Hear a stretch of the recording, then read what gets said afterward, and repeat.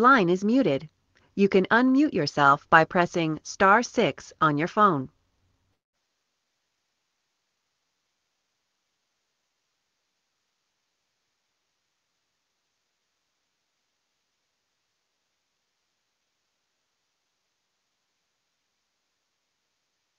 Power to the truth. This is Margo. It shows I'm live over on YouTube. I didn't announce this today. I just came on live. I'm testing using my old monitor with my new computer, and I'm testing the stream today to see if it's going to work because I'm having problems physically with my new monitor. So if it works, I'll use my old monitor. So I don't see anyone watching right now. Okay, I've got one watching. If you can hear me over on YouTube, if you could type something into the chat room, that would be great. It shows I've got one watching. I don't know who it is or anything, or if I'm coming through. So that would be great if someone could type in whether you can hear me or not. Otherwise, I'm going to move on with my climate cast, and I'll be checking back over on YouTube as we go along. So today is Friday, September the 14th, 2018, and we've got a lot going on weather-wise. I'm going to do a climate cast update and talk to everybody about a few things. When I woke up this morning, I just felt like I had to do a live stream, get on the air, and give people a chance to talk or chat in the chat room, and you know, just have some camaraderie here for today. We're headed into some rough times here with the climate. We've got Hurricane Florence bearing down on North Carolina and South Carolina. We've got Typhoon Mangkhut bearing down on the Philippines. We've got more stuff going on. We've got the Arctic sea ice is still melting, and it's just everything's happening all at once. So welcome everyone. I hope you're safe and doing well today. Why, I'm screen sharing my pictures from Climate Reanalyzer. Here's the sea ice and snow cover from today, Friday, September 14th. And we can see the melt has slowed down, but it's still melting. I'm going to zoom into this picture. Well, I didn't mean to do that. Still trying to figure out how to use this program really the best way. Here we go. And we are going to go over to NASA Worldview and get a better look at the sea ice. But here it is from Climate Reanalyzer, and we can see that this western side has really cleared out up in the Arctic. We've got a little bit of lacy, very broken up ice here right before you get over to Siberia. We can see that it's darker, meaning that it's still not as thick, and it's still melted in a lot on the east side. So I'm going to go backwards in my slideshow for you to see where we came from in the last few days and see how this sea ice is kind of morphing, and I don't know if it's settling in to its final shape before it starts refreezing, or if we're going to have a late melt season. I just don't know. There are so many unknowns and so many factors that we're dealing with that we haven't dealt with before. We're really in no man's land here. We can't say that the melt season is completely over. Normally it's over around the 20th, around the fall solstice, and that's when the Earth is starting to tilt away from the sun over at the North Pole. And so they start getting less and less sunlight. And then they'll go into their winter period. But even during the winter period, I think we could have continued melting. We've seen that in some research that was presented, that the sea ice is continuing to melt from underneath, even in the wintertime, because of the warm water from the oceans coming in and mixing with the Arctic Ocean. And so it's melting from underneath. And we could have some more underwater heat sources like volcanic or geologic activity going on. There is a volcanic ridge that goes up here. It's called the Gackle Ridge, and it is volcanic area, and that could be doing stuff. And plus we have radioactive material that's been dumped in these oceans up here in the Arctic Sea, and that could be doing stuff. And plus we've got methane continuing to be released. So we're just in no man's land, like I said. So this is the Navy GIF forecast. This is a 30-day animated GIF of the thickness of the Arctic sea ice. And I'm just going slow day by day here. Here's the 13th. Here we are on today, the 14th.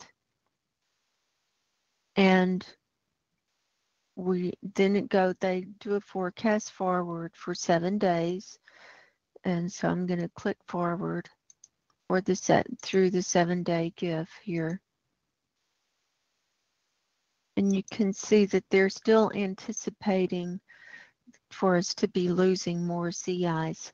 I anticipate this area on this west side to thin out and maybe disappear before all is said and done in this melt season.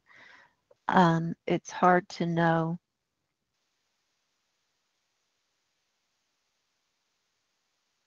And now I'm going to go. Here's the image from today, the 14th. I'm going to blow this up so that we can see what the Navy says. This is the U.S. Navy.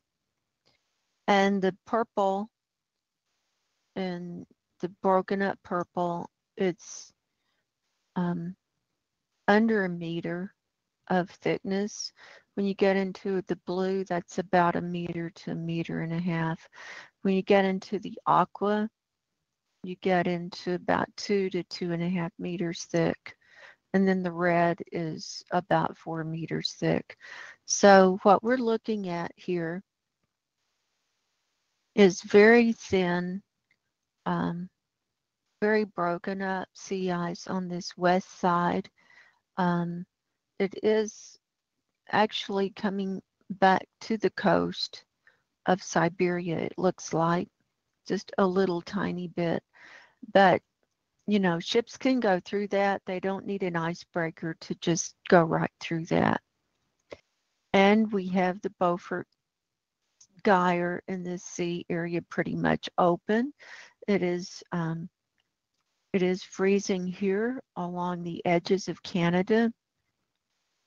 This is where that thickest sea ice has melted, and this is what the climate scientists are up in arms about, because the oldest and thickest sea ice was up here on the northern part of Greenland and all this northern part of the Canadian islands. And that's gone. That went away, and it's probably not going to come back. And when we look at NASA Worldview, you'll see that there's still space between the land and the ice here at the north part of Greenland and over here in Canada. So, and you can see that in these little tributaries down here in this Northwest Passage area, it's not frozen. It's still open, and it's going to take a while for that to refreeze. So I'm going to hop over to YouTube and see what's going on. I have 9 watching now. Let's see. I'll give a shout out to people here. Hello, Bio 2.0. Welcome this morning. Hello, Victor. Welcome. Glad to have you on board. Bio 2.0 says Blue Ocean event for winter 2019. Well, yeah, we could have it before then. And that's not the important thing. The Blue Ocean event is not the most important thing. I mean, we're looking at what's going on. We're seeing the effects of what's happening right now, and so anyway, they're having a conversation over there. Hello, Hemp World says, love you, Margo. Oh, thank you. Love you too. Thank you for being here. Yeah, this is just an impromptu climate cast update. And hi, Rosie C. From Ontario. Hi, Philip Schwartz. It says, hang on tight. Yeah, I'm trying. It's hard some days. I've had a really rough week. I have not felt well all week, and you can hear my voice is kind of like really hoarse this morning. But physically, I'm feeling better than I have all week. But, you know, I'm empathic, and I'm picking up like what's going on with the climate in the world, and it's just been a hard week. So hopefully it'll get better. So I'm going to change my screen share now, and hang on while I stop sharing that. And then I'm going to go to, where am I going? Hang on, let me get the right browser up that I want.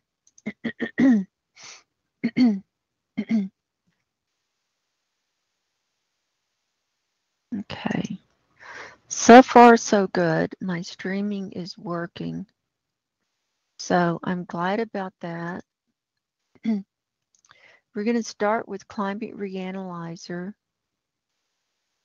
I have it pulled up for today. We can see that the temperatures are cooling in the Arctic, but we still have areas that are too warm. And this is coming off of the Siberia here, and coming up through the Pacific Ocean, coming up through that that strait there, Bering Strait, and off of Alaska.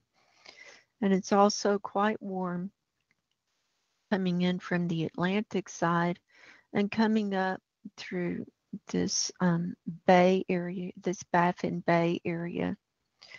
So here's our 2-meter temperature anomaly showing the browns is where it's warmer than it should be, and Greenland is too warm, and most of the Arctic is warmer than it should be. And so this is another thing that's holding off on everything refreezing. We can see the northern part of North America here has a huge area where it's way too warm. We can see this huge area going in this diagonal line going northeast across the United States and up into northern Canada with a very dark brown. And then as we click around the world, we can see Africa has areas that are warm, much warmer than they should be, and also across in India and well, no, that's not India. This is Russia up here. India's down here. I'm a little bit sleepy still, and Saudi Arabia, but there's a large area here that is brown. This looks like southern Russia. And then up here on this north part of Siberia, and especially over here on this northeastern part of Siberia, it's very brown. And then China is brown. And just going around the world, and we see South America, the southern part of South America is quite warm in that 10 degree C, warmer than it should be. And also in Australia, most of Australia is warmer than it should be. New Zealand, same thing. And then in the Antarctic, on the continent itself, we have some brown areas, but off the continent, we have brown areas coming in over the water as well, which will be melting things. So let's look at this precipitation and clouds as we're looking at these big storms that are coming in as well. And I hope everyone is safe and is doing okay. We've got this yellow one down here. This is Florence, and it's hitting. It's starting to come onto shore. I've been watching that this morning. It's coming on at North Carolina, and they're not sure exactly what's going to happen with that. And I'm definitely not a meteorologist, but they downgraded it, and now it's going to be kind of moving slower. And so that's good news and bad news. The bad news is it's going to be dumping more rain and causing more flooding. So one thing that we can do here is we can go to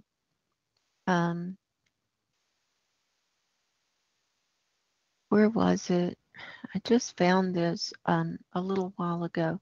Oh yeah, Outlook forecast maps. Oh wait, today's weather maps. We can go to hourly forecast maps. And this is what Climate Reanalyzer is showing for Hurricane Florence for the United States. And they do a 2.5 day, you can do a 2.5 day out, or an 18-hour out, or 3.5 day, or a 10-day global. So let's do 2.5 day, and this is the 10-meter gust. This is the wind gust, and let's run this. And these are miles per hour. So we're going to run this, and you can see how they're predicting it's going to move in up through North Carolina, and then it starts kind of slowing down and then curving up, curving down. But it really sits over this North Carolina region and part of South Carolina. And then at the end of this 2.5 day period, it starts moving out over the rest of North Carolina and northern South Carolina. And even even at the end of the period, it's still high winds predicted because that green is about it's about a little under 60 miles an hour. So that's still very high winds. But right now, they're showing the sustained winds of more than 90, and that black is 105. I don't know if I don't know what the winds are. I heard one report at Wilmington this morning that they had a gust of 105. So it may not be sustained. So the main thing is the amount of rainfall that they're going to be getting is going to be causing lots and lots of flooding that they haven't seen. And these are highly populated areas. There are lots of large metropolitan areas all the way through. Um, and I've seen a lot of articles about nuclear power plants that could be affected, and there are nuclear waste deposit sites, and the whole thing. So that's what Climate Reanalyzer is predicting for the next 2.5 days. But it's going to affect a lot more of the region than just those states. And you can see this blue area goes way out and up into Virginia. And the blue is even 30, 35 miles an hour. So this is a large, dangerous storm. So I'll stop that. And we also have, let me go back to precipitation. We also have in the Pacific Ocean, Mangkhut here, and it's like huge. I mean, compared to Florence, Florence looks like a third as big as Mangkhut, and it's gonna be hitting the Philippines. And not sure when landfall is supposed to be on that, but that's really picking up steam. I have an article about that right here. Philippines evacuates thousands ahead of Super Typhoon Mangkhut. This is from CNN. It was updated today.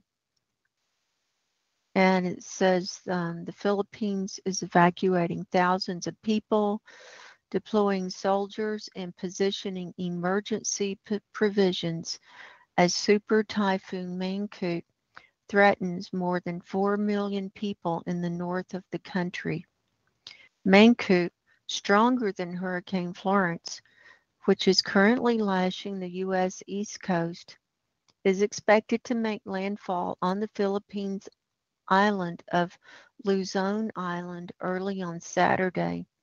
Current wind speeds are up to 285 kilometers per hour or 180 miles per hour. The massive storm, the equivalent of a Category 5 hurricane, has prompted alerts across East and Southeast Asia. A second storm, Typhoon Mangkhut, has also hit the region. And Mangkhut has already torn through Guam and the Marshall Islands in the Pacific, causing widespread flooding and power loss. Parts of Guam were still without electricity Friday morning. In the Philippines, the storm has stoked fears that it may wreak as much damage as Typhoon Haiyan, which in 2013 devastated a vast swath of the country, killing more than 6,000 people. And here's a picture of Mangkhut. Here's the eye of it.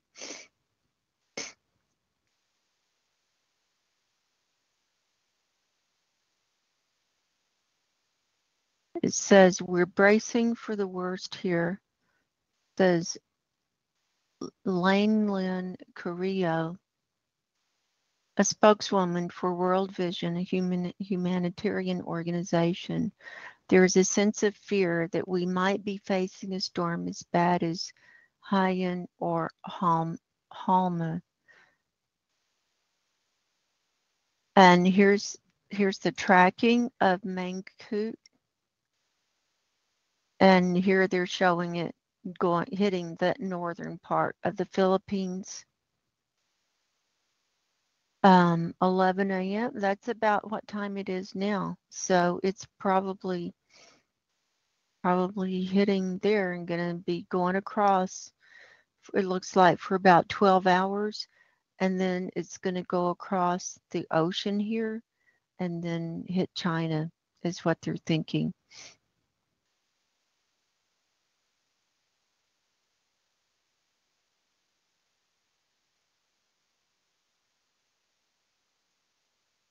It says provinces across Luzon and the Visayas Islands have issued tropical cyclone warnings for Mangkhut, known as Ompong locally, with the threat level expected to rise according to the Philippine Atmospheric, Geophysical, and Astronomical Services Administration. Here's someone riding through the water. That doesn't look very safe. Emergency storm plans, etc., etc. I saw one article that had a picture of Florence and Mangkhut together, side by side. Oh, here they are. Oh no, this isn't it.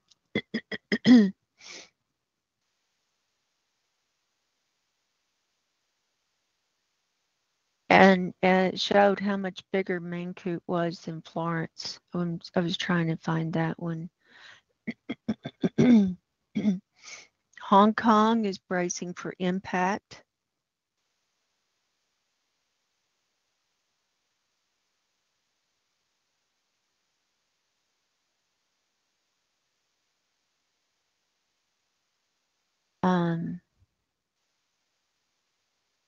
Says multiple Hong Kong airlines have announced that they will waive charges for rebooking or rerouting flights to and from the city during the worst of the storm. And so on. So there's that. Didn't mean to click on that. I'm going to close that one out. Let's look at worldview. I'm going to reload this and see what else we can get from today. This is NASA worldview and this is Mangkhut. So if we zoom in, it's huge. Look at that. There's the eye of it. There's the eye. It's huge. It's unbelievable. And then here's the Philippines here. I'm not sure when this picture was taken, but you know, it's NASA worldview from today.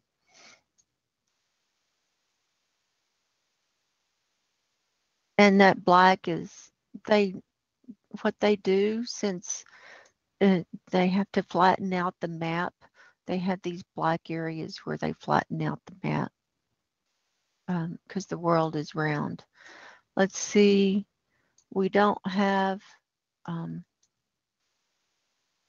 we just have that the eastern side of the world. We don't have the US yet. We don't have an image of Florence from NASA Worldview yet. But we have it from yesterday, and here's Florence from yesterday on NASA Worldview.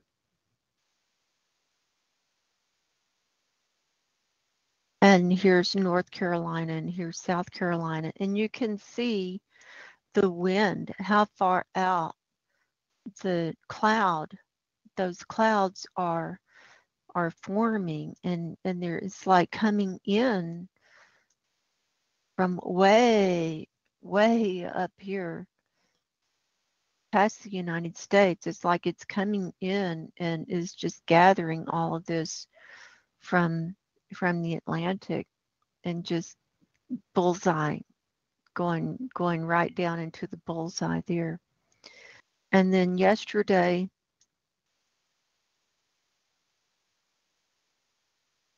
for Mangkhut, let's look at that, see what that looked like. Well, it would be in that black zone. Here's Mangkhut for yesterday, what we can see of it.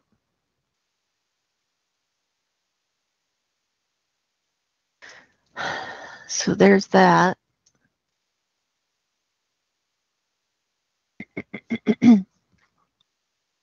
So let's go back over to Climate Reanalyzer. And now I'm going to go to snow and sea ice cover. And we saw, we'll just click around. Here's the Antarctic. Now I wanted to talk to you about the Antarctic. It's at minimum extent.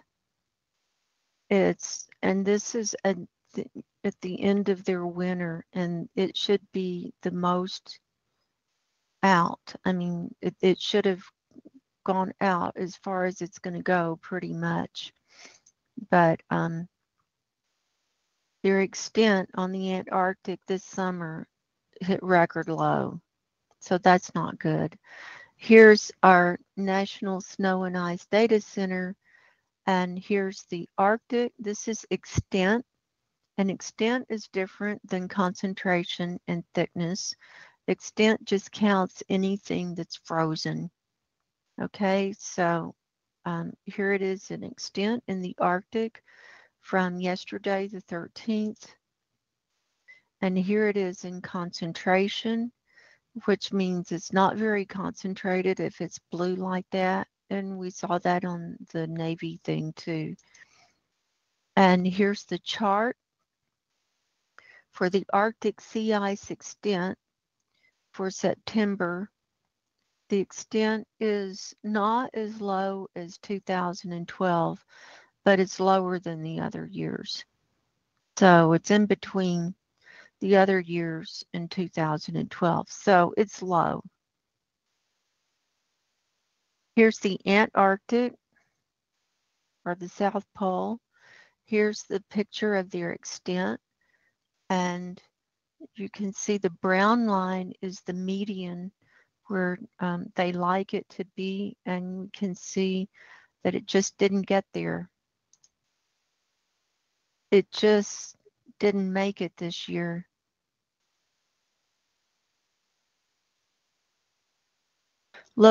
Look at how much further in it is. And this tip, this peninsula, there's no ice right there on the tip of that peninsula. And so that's not good. And I did a show last weekend about the Larsen ice shelves. It's called Meet the Larsens. And if you haven't seen that, you need to see that, because I talk all about the Larsen ice shelves, A, B, C, and D, and they go all the way down here. And this is, some of this ice is like 10,000 years old, and it's breaking up. And so This is not good. And these ice shelves, when that ice breaks up and goes into the ocean, that makes the sea levels rise. And the ice shelves are holding back the glaciers from melting. So if the ice shelves go, the glaciers are going to pour out into the ocean faster. And that will cause sea level rise as well. Now, we do see the ice went out past the line here, but it was well within the line on these other edges. So there's that. So let's go back, and I'm going to show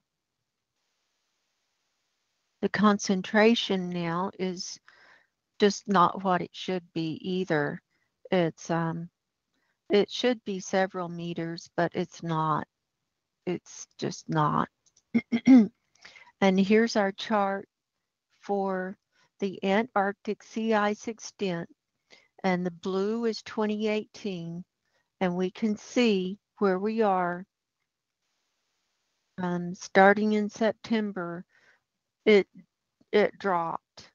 It was a little bit above 2017 until the winter for them, until like mid-July, and then it started like dropping, and now it's at its lowest that it's ever been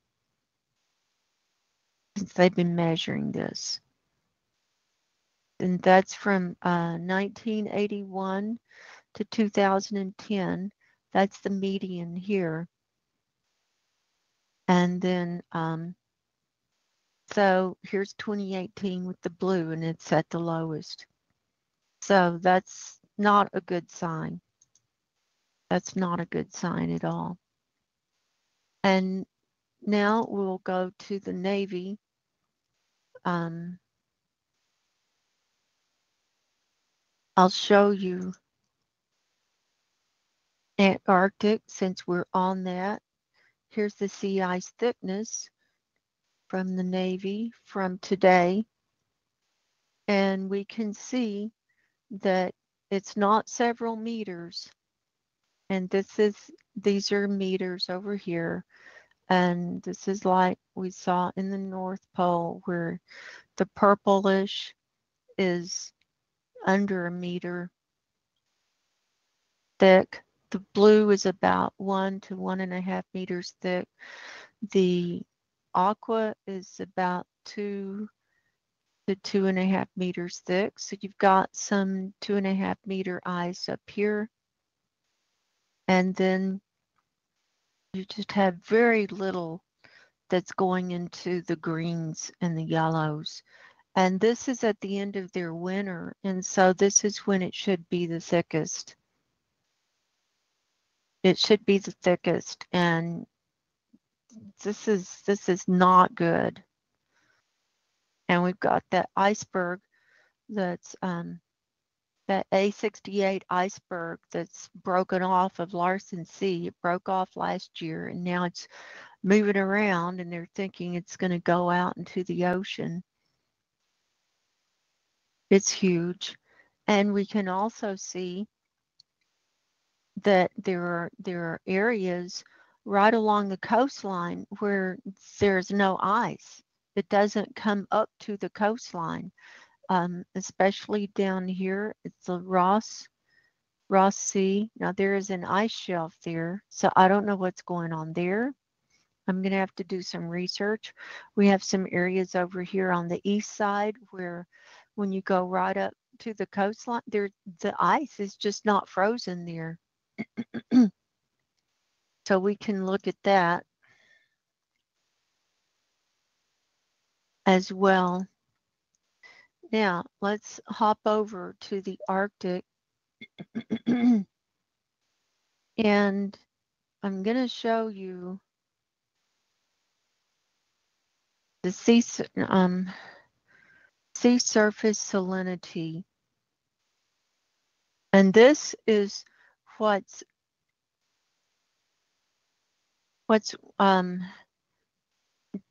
helping to change the temperature in the Arctic up here in the ocean, because the sailing the salt water from the Atlantic and also from the Pacific as it's coming in, it's warmer, and it's coming in and mixing with this fresh water. And the red is the really saline, that's like 35. And then the black down here is like 36. And then this is supposed to be fresh water, and we can see that it's mixing. And so that's causing a lot of problems with it refreezing, because the temperature for freezing of salt water is lower than the temperature of freezing for fresh water. So even though you might have an air temperature of freezing above the Arctic here, the ice won't be freezing unless the water is of a freezing temperature. And not just for fresh water, but for salt water. So that's why we got problems. That's one of the reasons. So let's look at NASA Worldview at the Arctic. Let's see what we've got for today. We don't have all the data in yet for today. I'll show you what we do have. We have a large cloud-free area up here in the north. So let's zoom in here, and we can see this is the northern edge of the ice. And this is very broken up. It's not solid at all. It's very broken up, and it's still melting.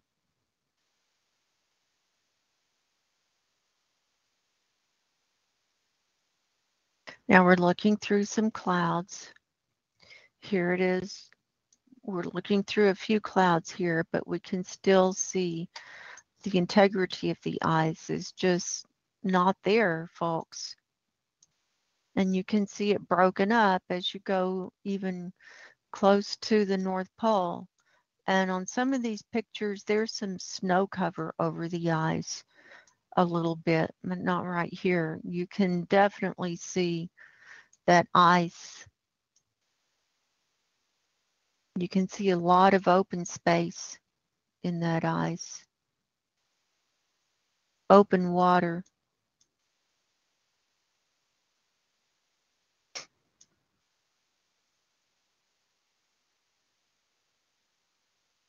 Let's peek down here at Greenland. Now that's cloud covered. Most of that, this is not here. It looks like it snowed a little bit over the ice. It has been raining and snowing at certain parts over the Arctic here. Okay, so I went back to yesterday,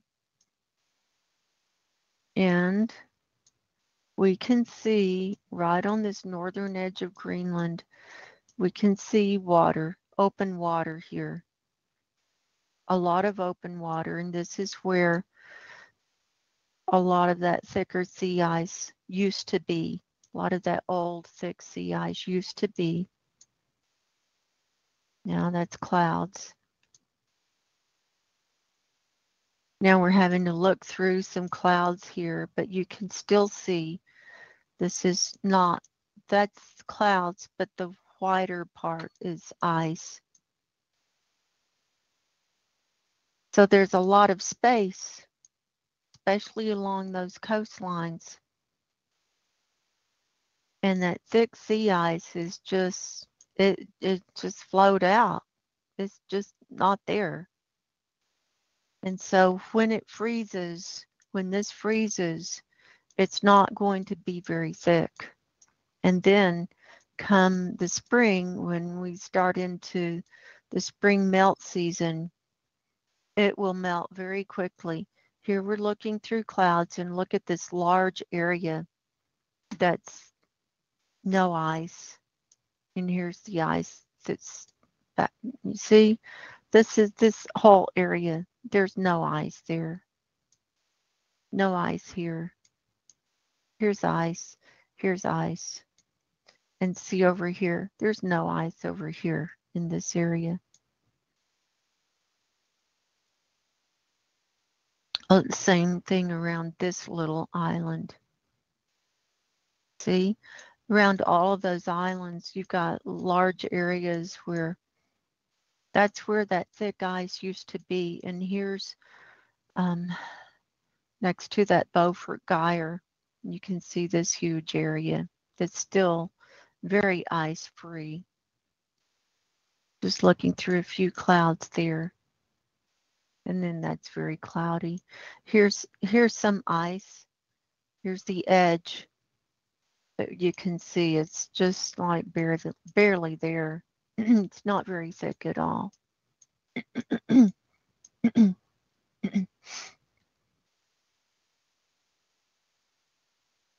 So that's kind of where our sea ice is in the Arctic. I was going to show you something else.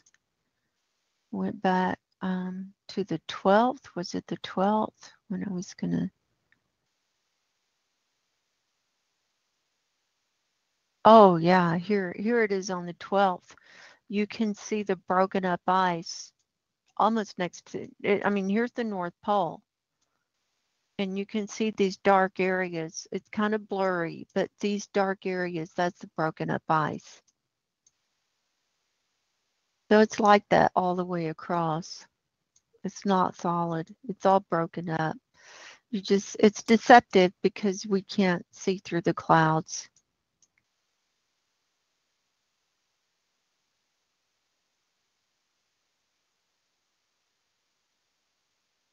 And here on the 12th, you can get a better view of what this northern edge of Greenland looked like.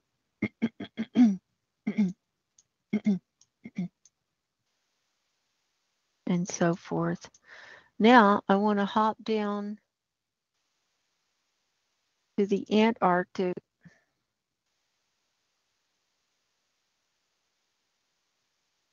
And you see this hole?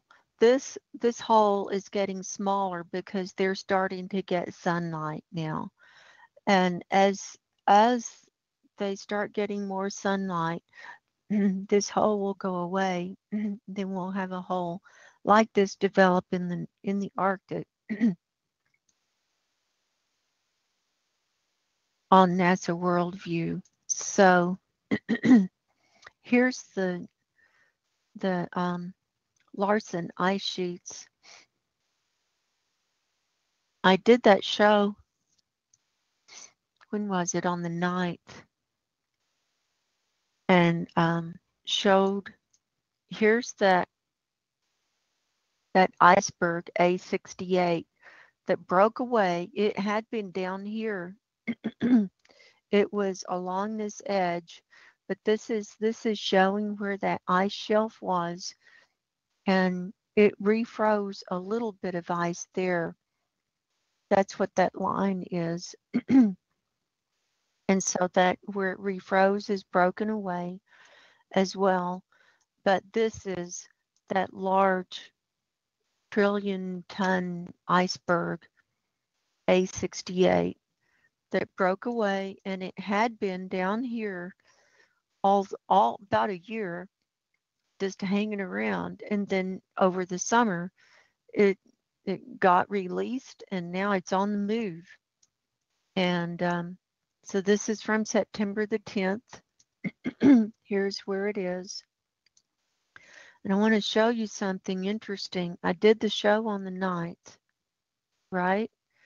And a lot of days we have clouds down here, so it's hard to see everything really well. But I went back to the 8th, and I want you to look at these edges of the ice. And now watch the edges. See how much it moved in one day from the 8th to the 9th, and that's from the 9th to the 10th. So these edges of the ice moved so fast, and that's what's holding this big iceberg kind of in place, is this broken up ice. And here's the tip of that peninsula, and we saw that that's ice-free. And so there's not much ice holding this big iceberg back. So it could just, it's, you know, it's on a trip. It's got a mind of its own. This is Larsen C here. This is the Larsen C ice sheet or ice shelf here. Here's what's left of Larsen B. Larsen A, Larsen A used to be up here. It's pretty much gone. And then Larsen D, wait, this is Larsen C. Larsen D is down here, is that little edge here. So those are the oldest ice as far as ice shelves. And this Larsen C ice, some of that is 10,000 years old. So to think that that's like breaking off and on the move is crazy. But you can see, and it's huge. You can actually see the striation of the iceberg. There's the surface of it. Now that's a cloud there. And there's some more striation. So I wonder if there are polar bears on that going for a ride. I have no clue. I wonder how much is underwater that we're just not seeing. So we'll be tracking this as the summer progresses. And then all of a sudden there are lots of clouds, so we can't see it. So I'm checking on this every day to see where, you know, if we can see through the clouds, kind of track this and see where it's headed. You know, I'd like to keep an eye on it. And here we are on today, and it's really cloudy down there, so I can't see. But what I was going to show you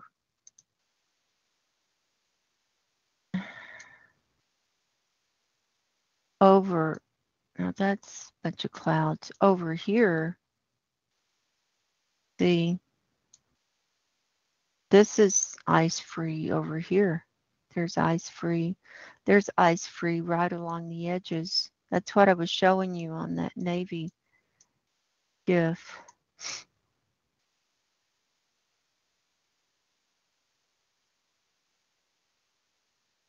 So we'll be looking more at Antarctica as the days and weeks go by. This is, I believe, let me get my bearings. This is the Ross Sea here, and that's the, I believe that's the Ross ice shelf.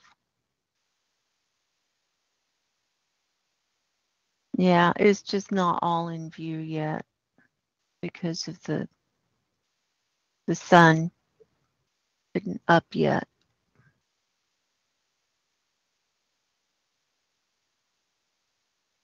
And what will, now I'm switching back to the Arctic.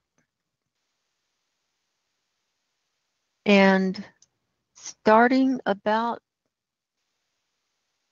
I think tomorrow, no, today, I think we're going to start seeing a little black dot here in the center of the Arctic.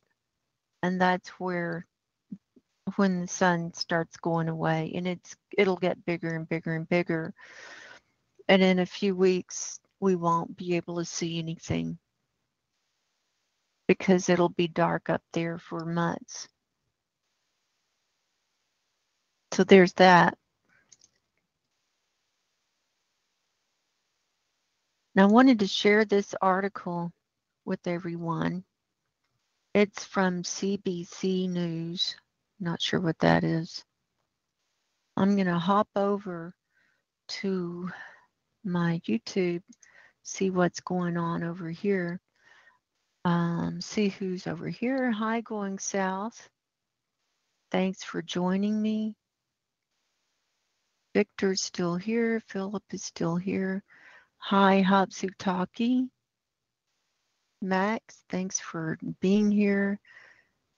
Rosie said, oh yeah, that iceberg is amazing, isn't it?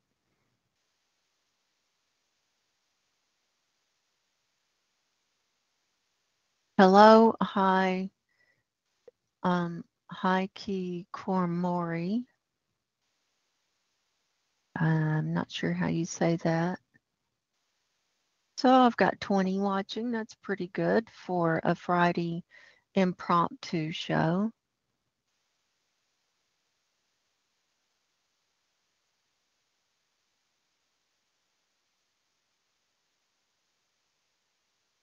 Just checking out the chat, see what's going on. Hi, Peter. Yeah, God help us all. Now, Peter, you're in South Carolina. I hope you're okay. I know you're not on the coast, so that's a good thing. I haven't seen you in a while. I'm really glad to see you, Mother Margo. I'm okay. It's been hard, you know. Empathing with Mother Earth as she's going through all this stuff is hard. Too late, had to go.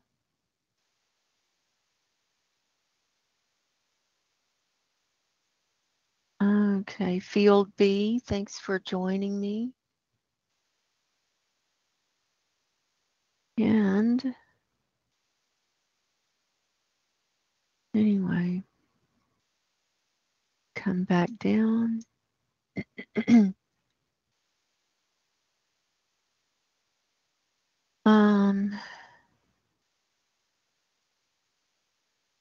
Let's see, someone asks, Rosie asks,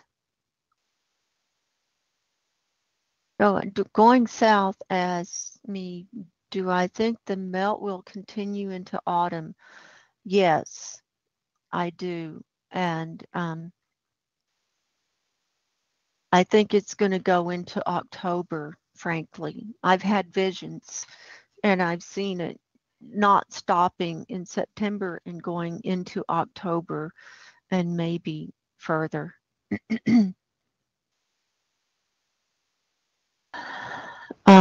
Hello, I love you. Thanks for checking in, Margo. Hope everyone is well. Thanks for joining me.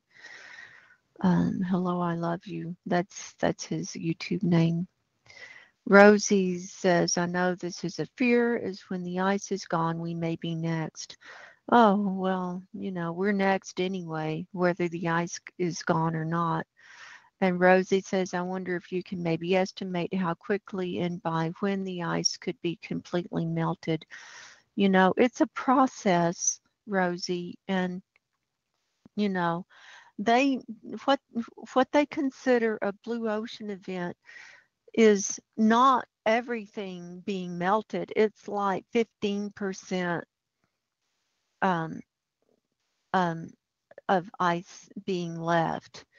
And so that's and I read in one of the Navy things, they considered it 10% to be open water for them because they could get a ship through there without an icebreaker. And so when we say a blue ocean event, we're not talking about every little tiny bit of ice being completely gone, because a lot of problems can happen even when you've still got ice up there, because with more blue water, you know, it's absorbing more of the heat from the sunlight and you know, when there's ice, it reflects it back. It's called the albedo, and it reflects it back out into space, and it's a whole thing. And, you know, if you go on to Facebook and join the Arctic News Facebook group that Sam Carana runs, he's posting stuff all the time, all the time. That's his group. And he's posting stuff about the blue ocean and what's going on. And he, you know, he posts Paul Beckwith's videos, and they talk in detail about this stuff and do all the science. And I can't remember all the science to explain it all. I just know what my visions are and what my feelings and intuitions are. And then I go and look at the maps and look at the satellite views, and you know, I report what I see, and that's how I do it. But we're not going to be here a lot longer. It's, and you know, as it heats up, and it's going to start heating up really fast, um, then you know things are going to happen, and those nuclear power plants are not going to be able to be cooled down. The water is going to be too warm to keep all the nuclear power plants cooled down. So those are going to melt down.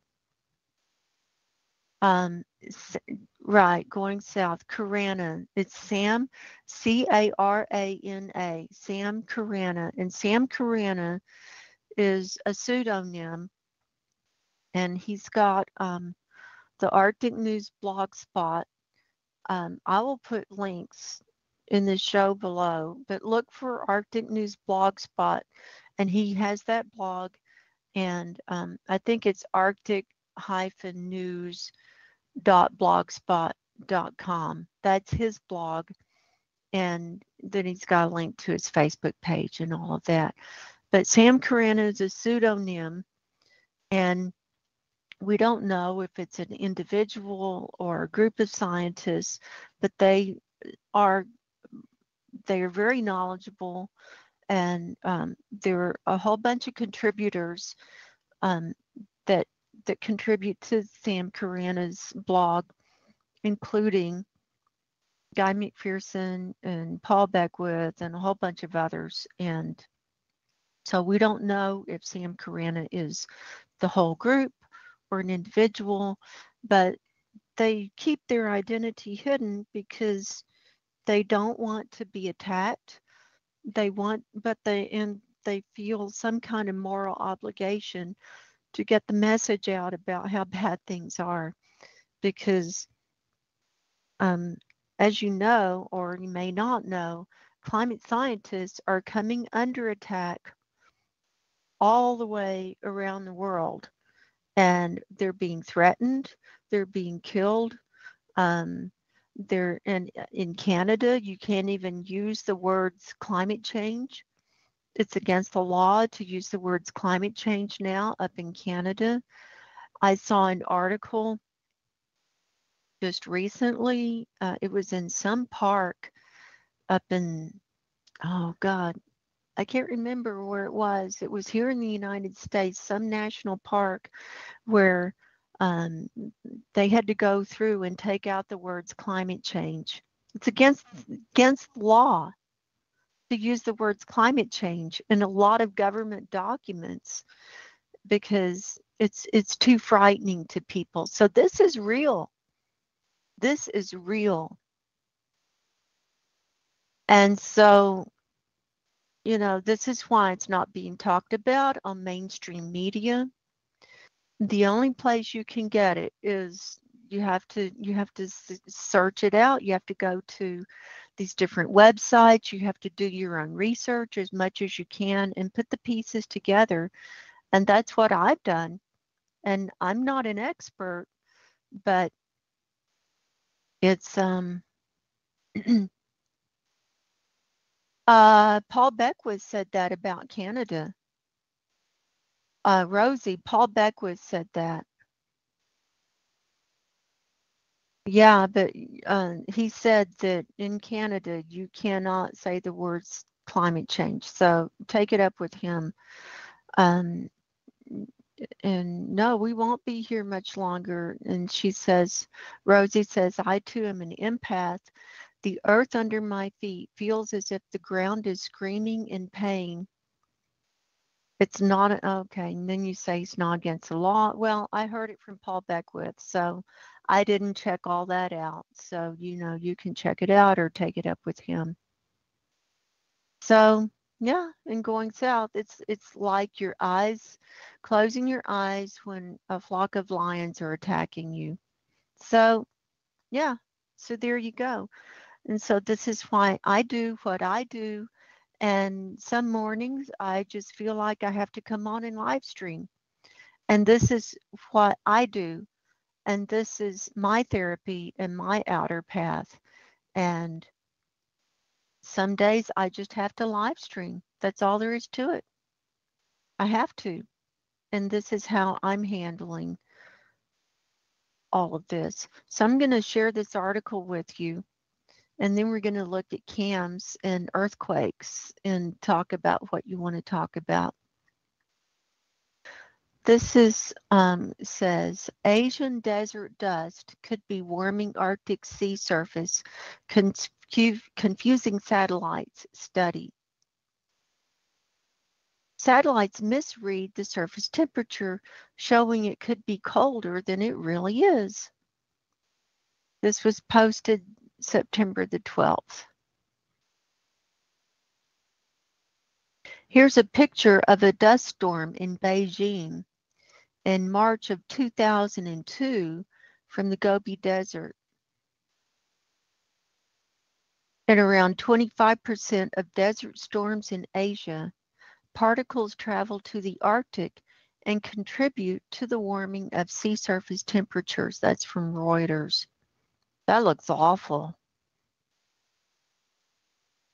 And not only is it warming the sea surface temperatures, but you've got dust coming down on the ice. That's going to be warming that ice too.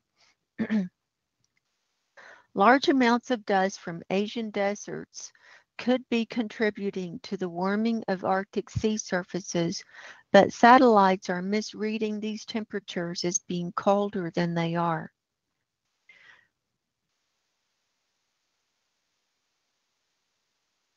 That's according to a recent study published in Scientific Reports by Ron Vincent, an associate professor in the Department of Physics and Space Science at the Royal Military College of Canada in Kingston, Ontario. He studies sea and water surface temperatures in the Arctic. He says, I don't think people think about the Arctic as being a particularly dusty place, and I don't think it's well known just how much dust is being transported to the Arctic, he said. Approximately 6.5 million metric tons of dust are deposited north of 60 every year. I guess he means 60 degrees latitude. Much of it coming from deserts in Asia, according to another study cited in the paper. Vincent said he hopes to look at older satellite data to see if the amount of dust has increased over time and if it's more widespread in the Arctic. He also wants to look at the Antarctic. From space, it has a signature of a desert on the water. And so here's a picture. Here's Russia, up here, Siberia. Here's Alaska and the Canadian Arctic. And here's these yellow arrows of how this wind is carrying the dust from the Gobi Desert, from Mongolia and China, and up and into the Arctic.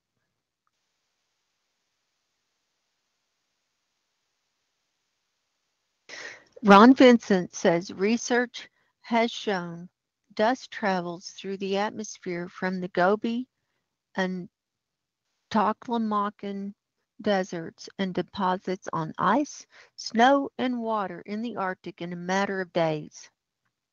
About 25% of dust storms in Asia transport particles directly to the Arctic, mainly from the Gobi and Taklamakan deserts. Smaller contributions also come from the Sahara Desert in North Africa. The dust travels through the atmosphere and deposits on ice, snow, and water in a matter of days. He saw the phenomenon while looking at satellite images of the Amundsen Gulf and Great Bear Lake in the Northwest Territories taken between 2007 and 2017. He said surface temperatures were much colder than he expected, and he was astounded when he discovered a layer of dust covering the surface. From space, it has a signature of a desert on the water, which to me was pretty remarkable, he said. I hadn't seen that, at least in the eastern Arctic, with the studies I've done there. Satellites misread the surface temperature because dust doesn't emit energy as efficiently as water or ice surfaces. Therefore, satellites report the temperature as being colder than it actually is. So there you go. There's another problem. So we don't even know what the temperature is because there's all that dust up there. But he said when dust is deposited on ice and water, it actually causes warming by reducing the reflectivity of the surface. That's what I was talking about, the reflectivity. This means it absorbs the energy from the sun's rays rather than reflecting it back into space. Red equals dust signature. So there you go.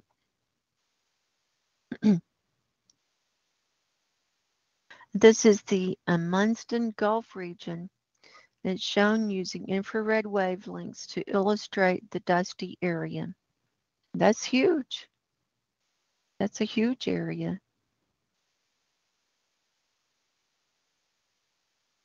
Vincent said that while dust storms are naturally occurring, human activities are still a big contributor to climate change.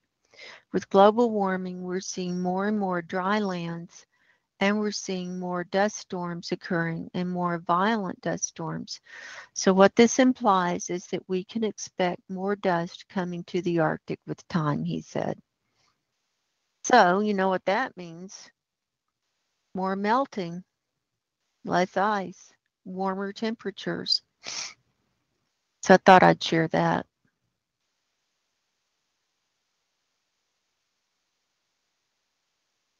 Yeah, let's hop over.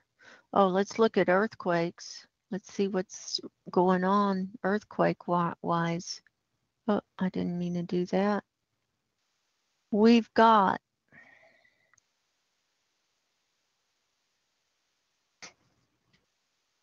this is in the last 24 hours. We got 48 earthquakes in the world that are 2.5 and higher. This is from the USGS. There was a 5.4 in Pucara, Peru. That is this blue one over here. That was 121 kilometers deep. We had a 4.6 in Putre, Chile. That's next to Peru there. So it looks like we've got lots of activity down in Peru. We got Japan had a 4.4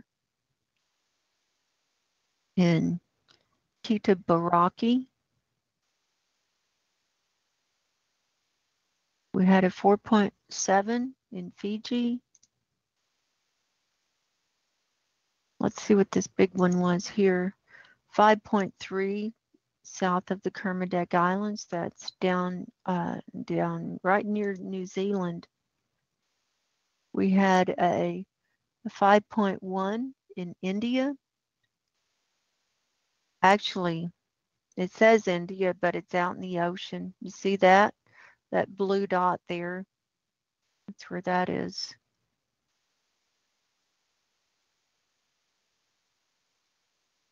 And so it's been active around that ring of fire.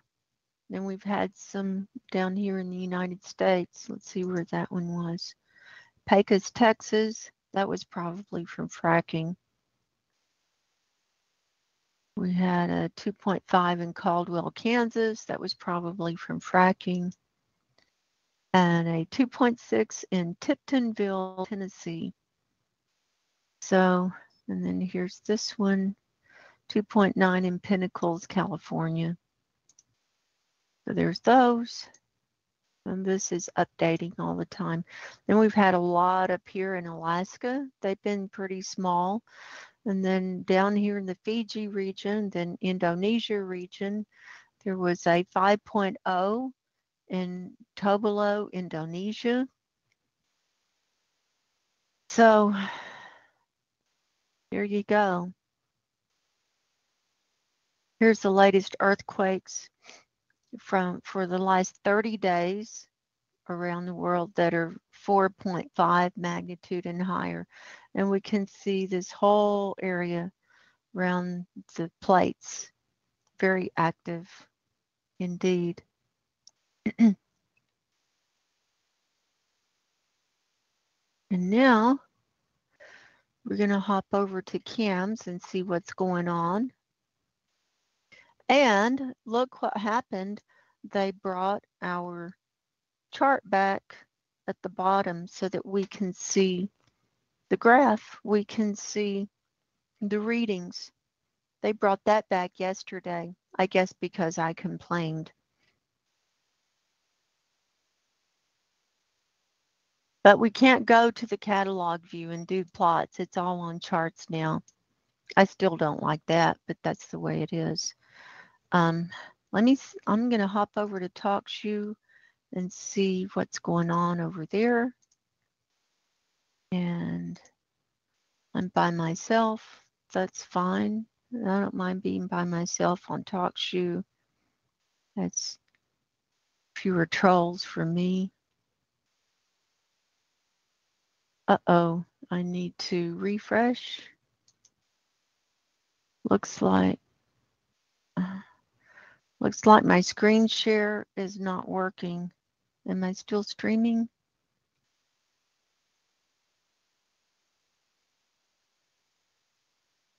Yeah, I'm still live streaming. Hang on, I'm gonna change my hang on. I'm gonna stop my screen share. Sometimes it does that. It just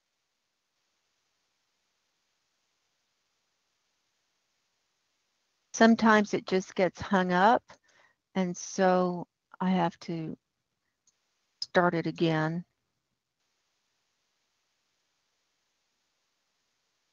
And there's a little bit of lag. I'm going to close out these other windows.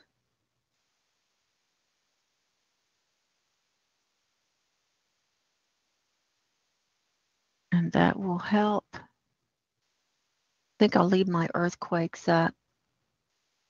Okay. There you go. You can see that, right? You can now see my CAMS site up. And we have, I was showing that they brought this graph back at the bottom that shows us what the different colors mean. This orange color is 1980 parts per billion in methane. This is at surface level. The red, bright red is 2000. The darker red is 2020. The brick red is 2040. And then the black red is 75,600, like what you're seeing over here in China and Asia and India and a lot of Europe and your Norwegian countries and Siberia and all that black stuff. That's really very high. And we have data Monday, Tuesday, Wednesday. So we can start it from Monday and run the movie if you want to see where we've been. And then it'll be into the forecast period for Thursday and Friday. Let me get this loaded. I have, with my old monitor, sometimes it's hard for me to load up this movie. I don't know why. It just doesn't want to click right. Let me get this over here. Let's try that.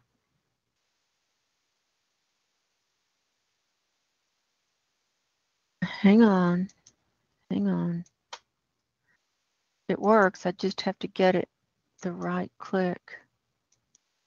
It's the only thing about this old monitor is I like it because I don't strain my neck looking at everything, but it's not wanting to load up.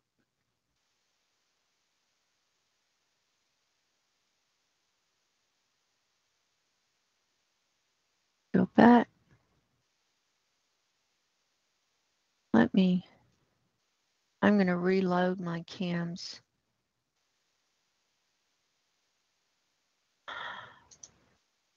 I think I need to close out my earthquakes. It's just too much.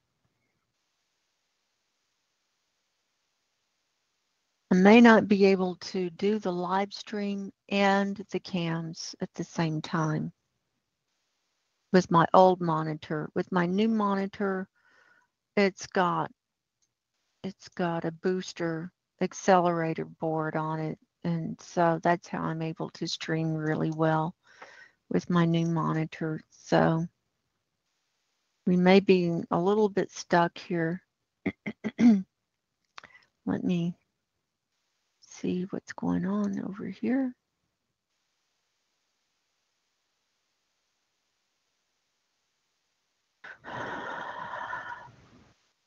Gonna hop back over to YouTube. Uh-oh.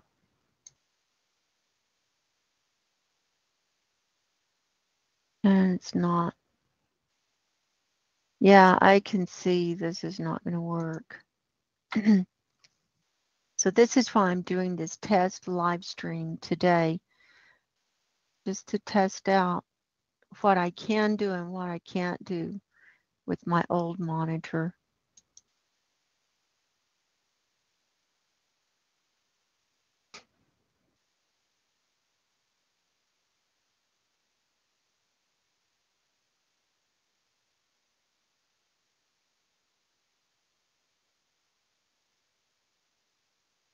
And it's hard. I'm not being able to switch back and forth between my browser screens. So I think I'm a little bit frozen up. I do want to show you, if I can. Hang on a second. No, I'm frozen. I'm frozen up. So we're going to have to leave cams for another day, it looks like. Yeah, it's just not, my browser is not responding, and it's because I need my accelerator board to do the live stream and to do cams. I can do the other stuff. So I'll tell you what, I'd like to thank everyone for coming, and I love everyone.